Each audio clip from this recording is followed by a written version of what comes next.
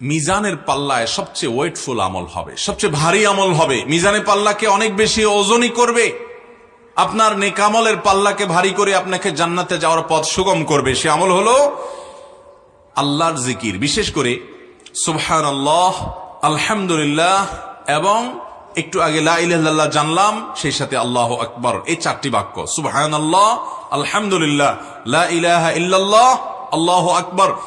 যত জিকির এবং দোয়া আছে আপনারা দেখবেন যে ঘুরে ফিরে এই চারটি বাক্যের ব্যবহার সবচেয়ে বেশি করতে বলা হয়েছে। এই জন্য নবী করিম সাল্লাল্লাহু আলাইহি ওয়াসাল্লাম সহিহ মুসলিম বর্ণিত হাদিসে বলেছেন, আলহামদুলিল্লাহি তামলাউল মিজান।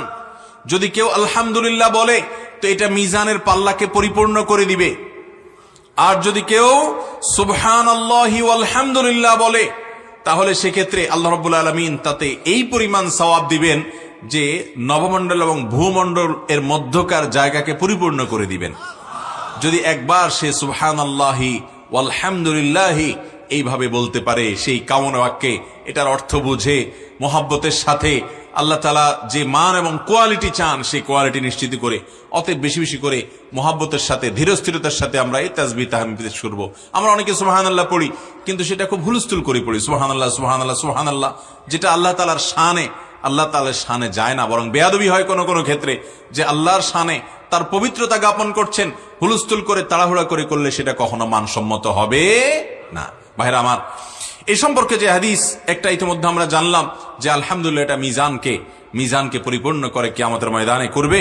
আর সেই সাথে সুবহানাল্লাহি ওয়া আলহামদুলিল্লাহ এটা বান্দার আমলের মধ্যে এই পরিমাণ সওয়াব যোগ করবে যে নমণ্ডল ভূমণ্ডলকে পরিপূর্ণ করবে। সেই সাথে বুখারীর একটা হাদিস আছে, আপনারা সবাই হাদিসটি কম বেশ হয়তো শুনেছেন, বুখারীর সর্বশেষ হাদিস।